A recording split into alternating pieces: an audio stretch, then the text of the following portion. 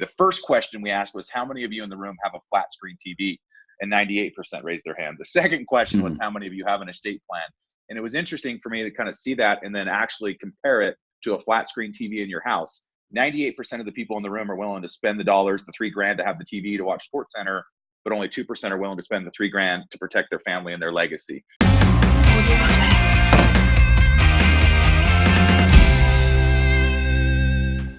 Hello, everybody. This is Jake Stenziano, host of the Wheelbarrow Profits Podcast, here with my co-host, the multifamily mentor, the coach, the chef, the father of six, the best-selling author, the G-Daddy, Gino Barbaro. Gino, how's it going? Mr. Stenziano, it's going okay, my friend. How are you today? Hey, it's a week of technical difficulties, but we are making it happen. We have some special guests today. Today's guests are Steve Harward and JJ Childers. Steve is the CEO of Prime Corporate Services.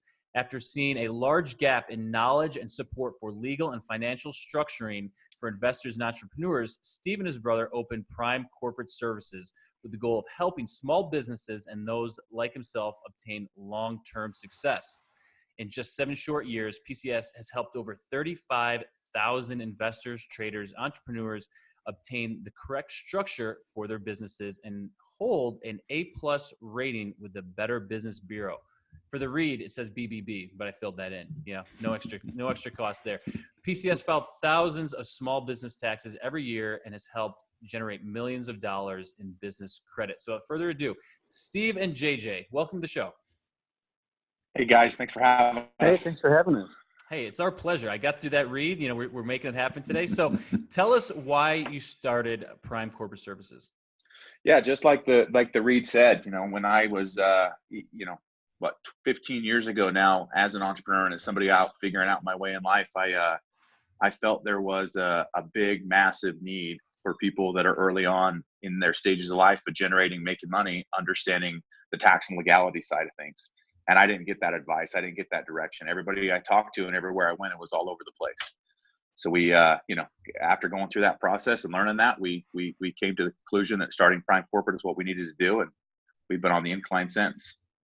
So, Steve, what are the programs and benefits that Prime Corporate works on? I know you have 4 different programs. Can we dive into those real quick? Yeah. So we offer, 4 core products. And honestly, we've kept it just to those 4 core products for reasons. The first product that we offer and we assist with is entity creation, LLC, S Corp, C Corps, sole proprietors. Everybody's situation's a little bit different. Lots of changes, obviously, with the tax code today. So that's a big product of ours and a big leader for us. A second product is corporate credit. A lot of people don't understand that there is additional ways of building and establishing funding and capital underneath the corporation outside of using their personal FICO score. And we have a process and a procedure to help kind of propel and speed that process through. A third product of ours is tax preparation, kind of bringing everything full circle. Setting up a corporation, having it in place, having it structured the right way is beneficial and valuable, but having a CPA to finish it through when it comes to your tax preparation work is very important as well. And then the third product, estate planning. The short-term wealth protection is important when it comes to saving as much as we can in taxes, but the long-term wealth protection is also very important, depending on what you're building. Jake, I love that. There's 4 core products. There's a tax preparation, there's the entity creation, there's the corporate credit, and there's the estate planning. So from what I see, Jake, Steve's got this whole thing wrapped around and he's thinking about starting the entity, working on estate planning, which is long-term, tax preparation, which is an ongoing thing. And that corporate credit is really cool. Now, JJ, let me bring you in here. Why do you think everyone out there should have some type of entity structure to protect themselves? Well, the way I look at it is kind of like you guys where you say buy right, manage right, finance right. I say you got to structure right. And you got to do that right from the very beginning, because one of the biggest things that I've encountered in my career is that if people follow the correct system as far as making money, they're going to be successful. And when you're successful, you become a target. And what I mean by a target is not only just for lawsuits, but also income taxes and then ultimately death taxes. One of the things that I tell people is that the government and other sources out there are trying to put what I call a lid on wealth. And that's that acronym. LID is the acronym for lawsuits, income taxes, and death taxes. That's why we've got to make sure that we focus on the 3 key areas of asset protection, estate planning, and tax reduction. And you've got to do that sooner rather than later, because especially when we're talking about lawsuits, if you wait until you've been sued, And then you start setting up your entity and you put your properties in there or you transfer assets in there. What you've now done is run afoul of the fraudulent transfer and conveyance laws. And, as you can tell, fraudulent transfer and conveyance, that does not sound like a very good thing, and it can get you in all sorts of trouble. Not only that, but also from the tax standpoint, you can't go back in time and recreate your taxpayer status so that you can pay less taxes. Once you make the money, you've got to make sure that you have the planning in place before you ever make that money. That's why it's so vitally important to protect yourself from those lawsuits and the income taxes. You've got to do that right from the very beginning. I love that, JJ. Can we repeat a couple of those things? That the structure right, I like that. Buy right, manage right, finance right, and structure right. Can you give me that acronym for LID again? Yeah, LID is basically an acronym for the 3 legal pitfalls. And what I say is that the government and other sources are putting these pitfalls in front of us. And it's the L in LID is for lawsuits. And then the I is for income taxes. And the D is for death taxes. And those are the 3 things that you're definitely going to face as an entrepreneur, as a real estate investor, as a small business person. We're going to face the potential of lawsuits. We live in a very litigious society, as you very well know. Studies have shown that there's a new lawsuit filed on average in this country every 30 seconds. So if you think about that, just in the short time that we've been on this podcast, we've already had, quite a few lawsuits filed on average in this country. And you think about that, it's not a matter of if you're going to be sued, it's a matter of when. And that's what people really need to understand, because they say 1 out of every 4 people will be sued each and every year. Well, the challenge with that is that that's across the board. That's not factoring in business people just by themselves. When you factor in the fact that you've got people that are acquiring assets, people that are out there moving, shaking, making things happen, now all of a sudden your likelihood of being sued goes up exponentially. That's why it becomes so critical that you have this type of structure in place. That's why we say you got to structure yourself right. So I like that. So the other 3 you had mentioned is estate planning, tax deductions, and what was the last one? Yeah, it was asset protection, estate planning, and tax reduction. That's what addresses those 3 legal pitfalls of that LID. So with lawsuits, it's all about asset protection. Mm-hmm. Income taxes, it's all about tax reduction. And then the death taxes, it's all about estate planning. And let me clarify that just for a second. Because a lot of people nowadays think, hey, death taxes, that's not really something that applies to me. Because, when I first started doing this, 24 years ago, the one-time lifetime exclusion for the federal estate tax exemption amount was basically $600,000. Now, to try to condense that down, I know that's kind of a mouthful. Basically, if your estate was over $600,000, it was going to be subject to the estate tax. So people would utilize tools such as a trust to get 2 times that one-time lifetime exclusion for a married couple, so that it could bump them from $600,000 to $1.2 million. So that was pretty significant strategy to avoid potential estate taxes. Mm-hmm. Well, things have changed significantly since then. Now we're looking at $11.4 million. So with a trust, you can take that $11.4 million, double that to $22.8 million before you're really hit with any federal estate taxes. What that has done is it's mistakenly caused many people to think they don't need a trust because they're not worried about the estate taxes. But what in reality it's done is made it where that much more emphasis needs to be put on the probate avoidance aspect of the estate planning.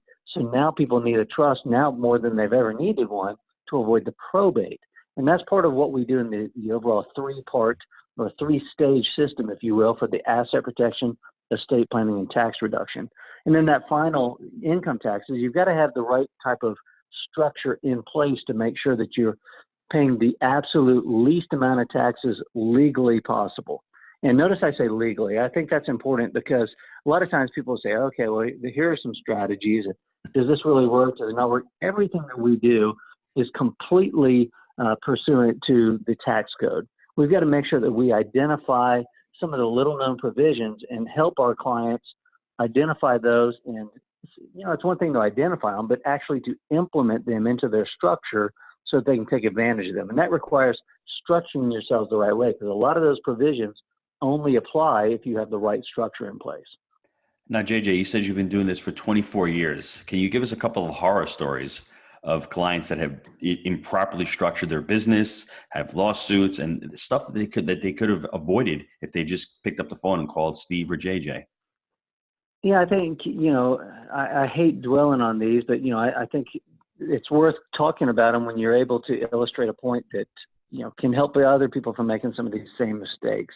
The biggest area that happens is obviously people passing away before they have an estate plan in place. I mean, that's the one we see most common because, the average life expectancy, I think nowadays is, 78, 79 years old for a male, a little bit older than that for females. So people mistakenly think, I don't really need an estate plan right now. I'll put that off.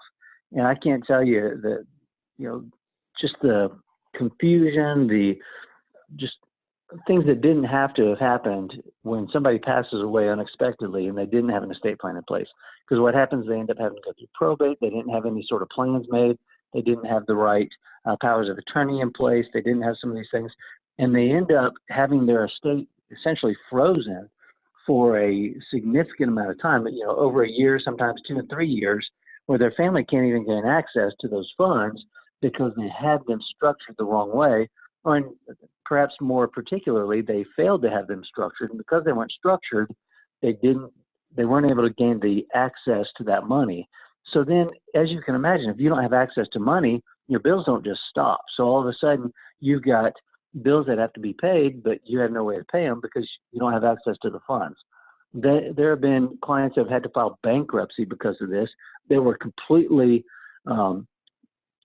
solvent, but then what happened because of the failure to plan, and as the saying goes, it's not that people plan to fail, it's that they fail to plan. And because they failed to plan, it caused their estate to have to file bankruptcy, which is just, it's devastating to see this, especially with families that have, young children or, things especially that could have been avoided.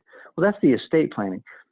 Taxes, we see this every single year where somebody comes to us and they say, wow, this real estate that I got involved with or this small business that I started, it succeeded far more rapidly and to a greater extent than I had anticipated.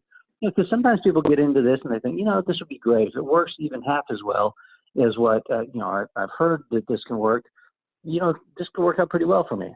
Well, what happens is when they follow a system, when they follow a plan, when they follow a program that takes them step by step through the things that they need to know, their likelihood and probability for success increases substantially. Then all of a sudden they have access to money that they didn't have before. They've seen gains, they've seen income that they did not structure themselves right to receive. So all of a sudden now they're taxed without any sort of tax benefits, any sort of tax advantages. And I tell people all the time, you've got to put your structure in place before you ever make the money. Now this sounds counterintuitive to a lot of people because they think, how about I wait until I start making money before I spend the money and invest in getting my structure set up. I said, but here's the challenge. If you do that, if you wait until it's too late, what happens is that now as a taxpayer, you're positioned just as an individual. Well, the tax code discriminates against individuals in favor of businesses. So if you had structured yourself as a business from the very beginning, you would have received that income as a business. Now you have access to significant tax code revisions and benefits that can significantly reduce, if not eliminate, certain taxes. And people love to see that, obviously. Now, the third area, obviously, when we talk about asset protection, this is the one that really gets me because people go out there, they decide that they're going to start a business, they're going to get involved in investing, and they'll buy a property and they think, hey, you know what, I'm just buying one property. It's no big deal. Well, then something happens on that property. Somebody slips and falls. Somebody gets hurt. Someone's kids are out playing and they get hurt there on your rental property. And then they file a lawsuit against you. And you think, hey, I was keeping this separate, but because you didn't structure it separately, now you've got a lawsuit filed against you. And you've got to personally fund that lawsuit. And some of the horror stories that I've seen have even been in circumstances where somebody won the lawsuit or it was dropped. And that may not sound like much of a horror story, but when you start thinking about, having to go for over a year of paying legal fees, this can absolutely drain you. I mean, if you think about, having to pay tens of thousands of dollars just to defend yourself, and at the end of the day, find out that you were right, insurance isn't going to cover that for you. And that's what people need to understand, because just to defend yourself, the insurance sometimes will play a part, but a lot of times insurance is not there for you. So you've got to fund this thing out of your own pocket, especially when we're talking about being sued, on some of these rental properties and in your business. So you've got to make sure that you do that right from the beginning, because I've seen far too many people end up having to file bankruptcy. And then in that bankruptcy, many of their assets were not protected either. So they end up losing almost everything that they own, short of just some very small bankruptcy exemption properties that all could have been avoided by a simple, easy, couple $1,000 investment to get their entity structured the right way. So Jake, what I'm taking from this is really important. Start with the end in mind. And we tell our students this all the time.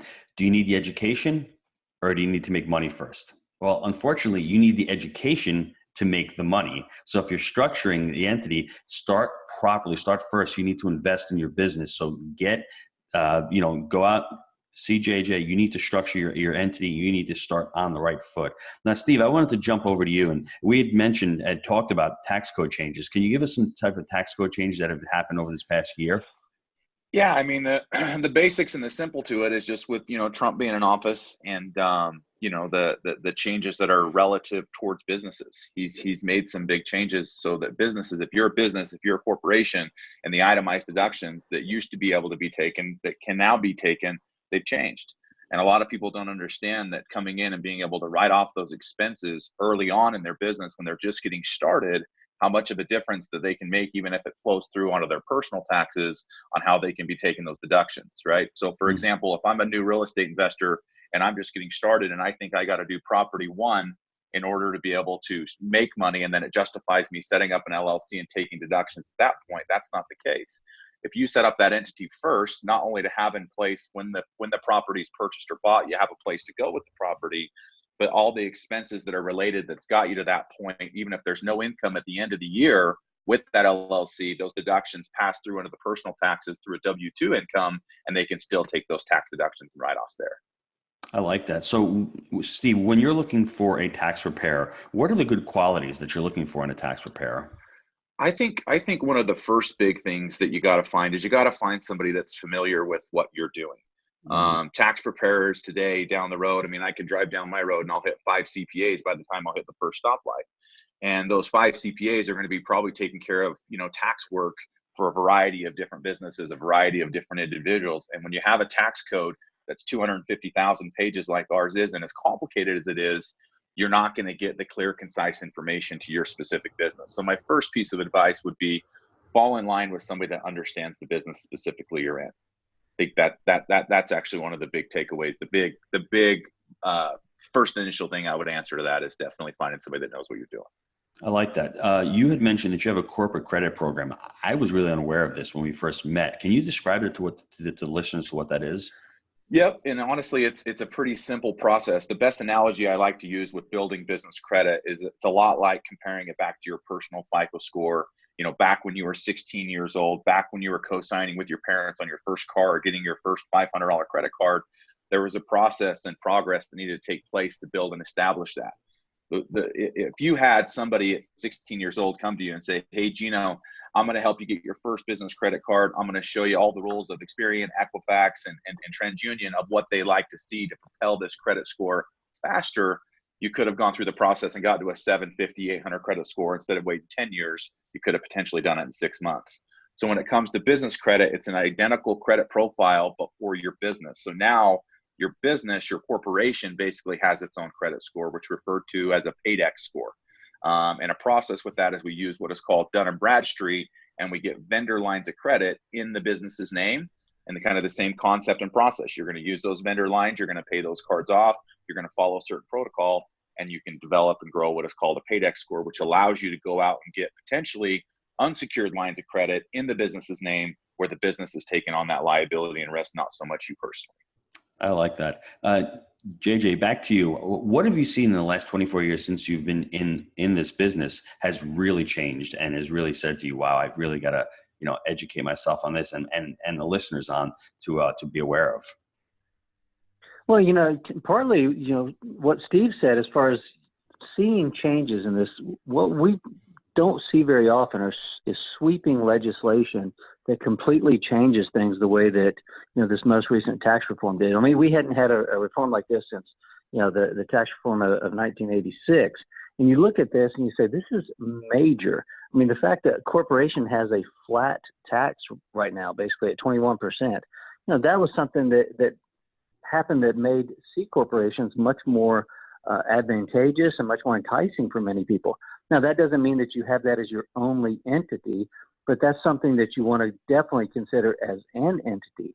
Especially when we start talking about corporate credit, that's something that has come about that has really kind of revolutionized things, because now people are able to get access to capital. And as that's absolutely essential when you're looking to put together real estate deals. Wherever that capital comes from, I mean, you're looking at every possible source you get. One of the things I want to make sure that people understand is it's kind of hard to get corporate credit without having a corporation or other legal entity to do that. Mm-hmm. You've got to make sure that you have that entity set up, and if you want to build credit for that entity. The other thing that I've seen is, I made reference to this earlier, just the change in the estate tax, how it went from $600,000 for the credit amount to $11.4 million. While this has changed things drastically, what we have to keep in mind is that it very easily could be changed any day to go back to that $600,000 or probably down to $1 million would be my guess, because you start thinking about it, our country is in significant need of funds because the government doesn't sell anything, it doesn't make anything. The only way that it makes money is by taking it in the form of taxes. Well, you can only take so much when it comes to income taxes. So what's going to happen is you're going to have a generational transfer of wealth that's going to occur. And what I see happening is that they're going to lower this estate tax amount so that far more estates are subject to it. And then that's how they're going to get the revenue, especially if you think about Democrats gaining control of Congress again. I think that's really what's going to happen. And some people would argue that that's what's needed. But as small business owners trying to make it, a lot of times you think, hey, what I need is access to capital right now. And it's kind of hard when it's being taken in the form of taxes. We don't have a crystal ball, obviously. We don't know exactly what's going to happen. But if we look historically at what has happened, you can see that there have been things kind of ebb and flow, and we go through phases of different sentiment. And this last tax reform act, one of the things that Steve mentioned was a lot of the new provisions. One of those is Section 199A. We can get a 20% deduction for small businesses. And that's one of the things that our tax preparers understand, and they make sure that their clients are able to take advantage of that. And one of the great things about it is that it applies to rental real estate. And, again, Section 199A, so for people that are listening to this or watching it, they need to grab a pen right now.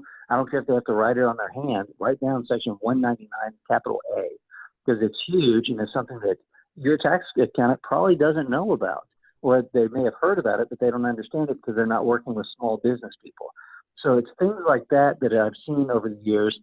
This is revolutionary right now, and it's something that people don't know about, but they need to. Steve, give me some of the other benefits when a person starts working with you, because I see the education. I see that you built an amazing business. So what are some other benefits? Yeah, I think, and I just was thinking about this with JJ talking right there, is that, again, conceptually, a lot of people think, again, I go back to this, I got to start making money first before I start focusing on how, I can set up my business and start taking advantage of tax deductions. And, that's definitely not the case, because one of the big things that we see right now is that we're helping people with, and actually that 35,000 mark as far as customers is actually closer to 40,000 now. And what we've seen over the years is once people start understanding how to live that corporate lifestyle compared to that consumer's lifestyle, it becomes a lifestyle, right? It becomes something they continue to implement throughout the life for the rest of their life. So if you can get that information earlier on and think that way to when you're going to lunch, okay, how can I involve my business? Okay, I'm taking my family and going to Hawaii. How can I look at some real estate while I'm there?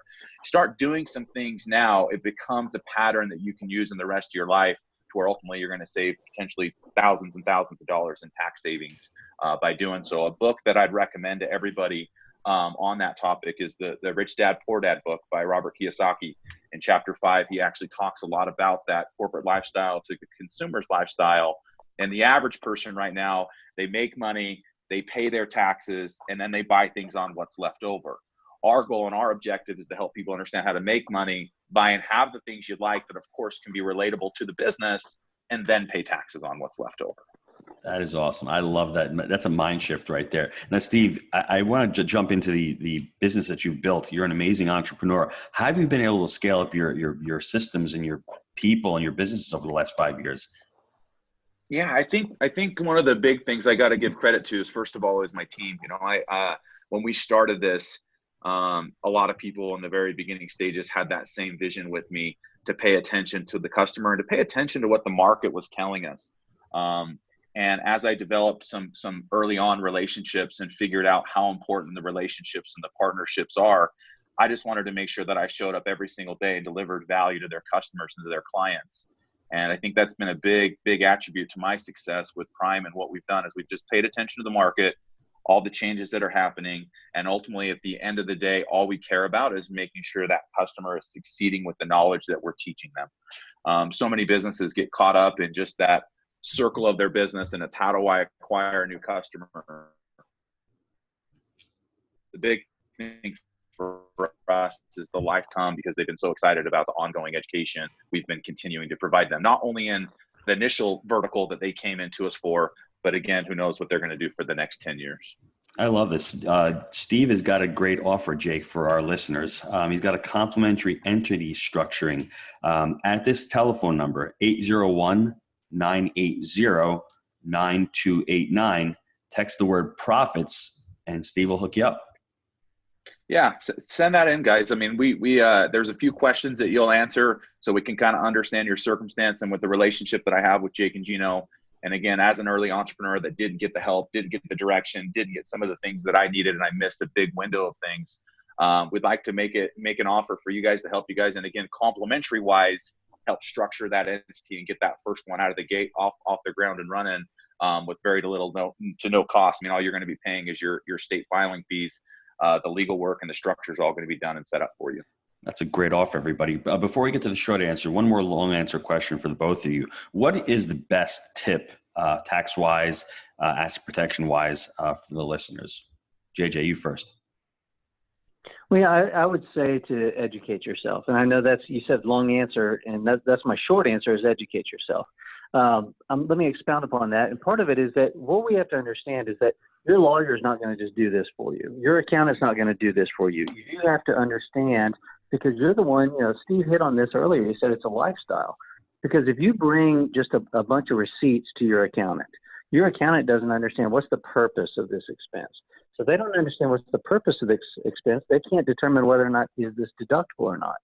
Because that's what's so important. It's not just, is something deductible? It's like, why did you purchase it? Was it an ordinary and necessary business expense? Under the tax code, if it was, those expenses are tax deductible for a business. Well, you have to understand that because you're taking it, you're writing down the notes on your receipts. The other thing is, if you understand what you want to accomplish and you work with somebody as part of your team, they can help you to accomplish that. But it's not going to just happen. You've got to be involved in this process. I like to say that you need to become kind of the director of your financial picture so that you're up there directing all the key players, making sure that everybody's working correctly. But you have to know a little bit about every aspect of it. You can't just, I have a saying is delegate, but don't abdicate. And what I mean by that is you can't just turn things over to somebody and just expect them to do it for you. You can delegate certain tasks, but you have to understand a little bit about what's involved in those tasks. A lot of entrepreneurs, small business owners, real estate investors say, you know what, let me just turn that all over to somebody else. That's one of the biggest mistakes you can make because nobody cares more about your finances, your legal structure, your taxes than you do. Now, that's not to diminish how much the professionals care, but it's just to say you, at the end of the day, are the ultimate person that's going to be impacted and affected by what happens with regard to your finances. You need to take an important role in that, educate yourself. That's part of what I love about Prime Corporate Services is that they say, hey, it's not about just doing things for people. It's about making sure that they understand not just what, but why. I think that's great advice for any, thing you do in your life, whether it's your investing, your entity structure, regardless. I think you need to be the one that's ultimately responsible, but put the right people on your team. So I think that's fantastic advice. So, Absolutely. All right, gang, let's take a quick time out to hear from our sponsor. Gino, I know a lot of our listeners are wanting to take their multifamily investing business to the next level. I know that you've been hard at work helping Jake and Gino students do just that using our framework. Can you explain to the listeners how they can get our help? Guys, we've been hard at work growing our community of like-minded investors, and the results of our members has been nothing short of incredible. We're looking to grow this amazing group. What we're looking for is those who want to follow our proprietary framework that we've created: buy right, manage right, and finance right. Leverage our connections, education, and mentorship as ways to take your business to the next level. So if you're interested in finding out more about how you can become a part of our amazing community, apply to work with us at jakeandgino.com/apply. All right, and we are back. Now, JJ, I think it was you mentioned structure right early on. Can you take a deep dive into what structure right looks like early on for a multifamily investor? Yeah, and that's a great question, because when we say structure right, what happens, a lot of people will come to me and they'll say, okay, which entity do I need? Well, quite honestly, I don't have an answer for that. And that may sound like a bad response, but I say, I don't have enough information. I can't tell you whether you need a limited liability company. And even if you did need a limited liability company, what type? I mean, is it going to be a member managed? Is it going to be manager managed? Is it going to be in your current state? Is it going to be in a separate state? I need to know a little bit more about what you're doing. So that's the first step, is that we've got to go through an information gathering process. And once you're in that particular process, you're able to identify different people have different needs. Different people are involved in different activities. Different people have different types of assets. One of the things we've got to take a look at is what type of equity exposure do you have? Because people will also ask me about, well, how many entities do I need?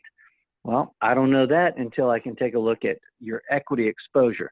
For instance, let's say you bought a property, you put 80% down. Well, 80% of that, you put 20% down, you financed 80%.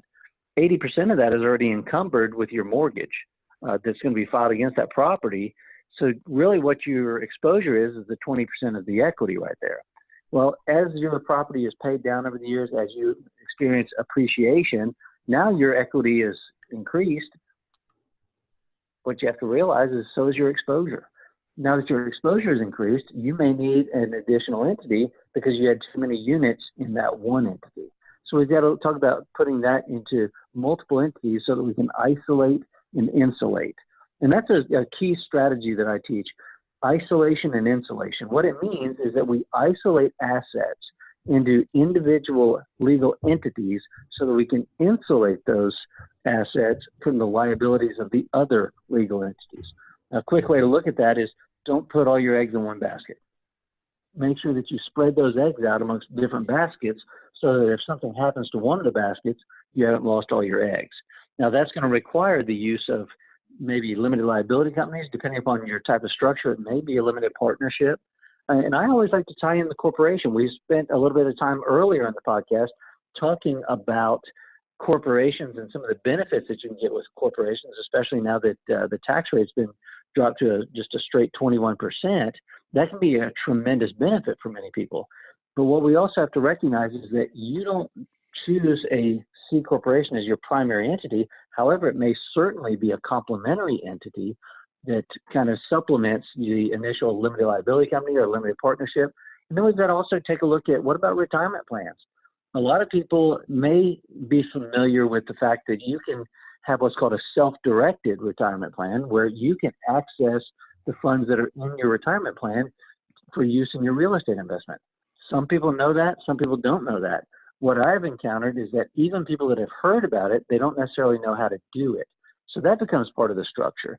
And then you've also got to make sure that you're not just thinking about your business. You've got to think the long term of your business. How do you want that business to be transferred to your family? That's where we've got to tie in an estate planning mechanism, namely a revocable living trust that takes on that role to ensure that you're able to avoid probate, You're able to pass your assets to your family without having to go through that probate expense and losing a lot of your hard-earned wealth. So really what it is, it's an approach that says there's multiple aspects. There's no one answer. Every plan needs to be customized. You need to get a start by making sure you get that initial entity set up. And that's what Steve through Prime Corporate Services is offering today, for the listeners of this, is to do that for you. Basically set it up for free. All you have to pay for is the filing fees. That's an incredible value because it gets you started. That's the first step. And then you need to take a look at how that fits into your overall structure. Yeah, I know Gino has something to say about this, but real quick, I think the reason you're spot on and why some folks can say, well, he didn't give a direct answer there is very simply, our folks are multifamily purchasers. If you do a syndication versus a direct purchase, right there, you're going to have multiple, entities on one, where you may have one entity on the other. So it is very much a evaluation based on each deal. So I think that's phenomenal. G-Dad, what do you have to say there? It's very similar to when we get a student ask us, is this a good deal? Well, what part of the market, what part of the market cycle are you in? What's your exit strategy? What type of debt are you putting on the deal? Is it a value add component? Is it a momentum play? There's so many things to take a look at. That's why you need to go to the experts and have them figure it out. And what he had said before, what JJ had said before about the delegate, dictate, and we say disappear. I don't think you need to do that in your tax structure. You need to delegate, dictate, and you need to stay on board. You can't disappear with that because it's really important. It doesn't mean that you have to be inputting your stuff in the QuickBooks and taking all control of that. But at the same time, you can delegate it out and make sure that you're on board and you continue to be part of that venture. So is this a good deal? We don't know. Is it going to be a good entity? What type of entity? We don't know. We need more information. That's all I wanted to add to that, Jake. I thought that was a really good parallel. It's spot on. The one add too, Jake, that I want to just add into that based on that phone number and the text message that's sent, we actually spend about 30 to 45 minutes doing precisely that. Analyzing, breaking down, understanding, so that by the end of the call, what we are structuring, what we are helping you set up, we have gave some good, clear direction, understanding your circumstance and making the recommendation that fits. Either of you guys can take this. Thoughts on series LLCs for real estate? Why don't you grab that, JJ? Yeah, well, here's a series LLC can be great in a state that recognizes series LLCs. The challenge that you have in many instances is that because they're a relatively new entity, you don't have the longevity of case law out there to rely upon. Now, that being said, in certain circumstances, for states that have the series LLC recognized, it's statutory in nature. So a lot of the answers to the questions that pop up can be addressed based on the language in the statute. However, there's always a little bit of uncertainty with anything that's new. One of the challenges that I've seen in working with clients is that they say, hey, I want to set up a series LLC. And maybe they're in a state that does not recognize series LLCs. But what happens is that they say, well, I want to go maybe to Nevada or somewhere else that does. And then we'll get that set up. And then we'll go ahead and just operate it here in a state that doesn't recognize it. I say, well, the laws of the state where the property is located are the laws that are going to apply. So your series LLC may be great where it was set up, but it's not going to be great in these multiple jurisdictions. So that's another thing that you've got to take a look at because, we've talked about it quite a bit, but everybody's going to be a little bit different. Your deal's going to be a little bit different. It may be made up of investors that are going to be a little bit different. So you've got to make sure that you have a plan that's tailored to those particular circumstances. So long story short, series LLCs can be a good thing. Am I saying a blanket statement? Are they always good? Of course not. Maybe a little less of the isolation there, right, JJ? That's right. What we've got to do is, with the series LLC, the whole point of that is they're trying to isolate it, but, sometimes it doesn't work as well as obviously having a completely separate legal entity. Sure. No blurring the lines when they're completely separate. Any book recommendations that I know you touched on Rich Dad earlier, anything that you've read recently that you want to put out there to the audience? Me personally, that I'm going through right now is a book called Traction. Actually by Gino the L10, right? Baby. The L10 has transformed our business. We love the L10. Yeah. It's a new start for me. So I'm early on in it, but just the format, the layout, some of the stuff and the direction it's given me to really go to the next level. It's been valuable information. Good stuff. Anything from your side there, JJ? One of the books that I'm reading right now is a book called Profit First. by a guy named Mike, and I'm not sure I can pronounce his last name, Michaelowitz. People may be familiar with him. He wrote The Pumpkin Plan and The Toilet Paper Entrepreneur. He's just got a really fresh perspective on a lot of things. And essentially, the profit first is he's talking about setting up your business in a way where you've got kind of multiple accounts, kind of like the envelope system almost that Dave Ramsey teaches, but doing it with separate bank accounts rather than just the rudimentary, just pure envelope. So it's really good to pay closer attention to your business to identify where the money is going to make sure that you're as profitable as possible. I like that title of the first one, the toilet paper business, because I always said that if I wasn't in multifamily, I'd be, buying water and, getting water out of the ground. And I think the third level would be toilet paper. I like it. I like it boring and then, the basic human needs there. So I might have to check that guy's stuff out. What are the basic human needs again? Food, clothing, and apartments. That's right, baby. That's what we need these days. That's what we need. So, Steve, can you give us that number one more time in case the folks missed it the first time around?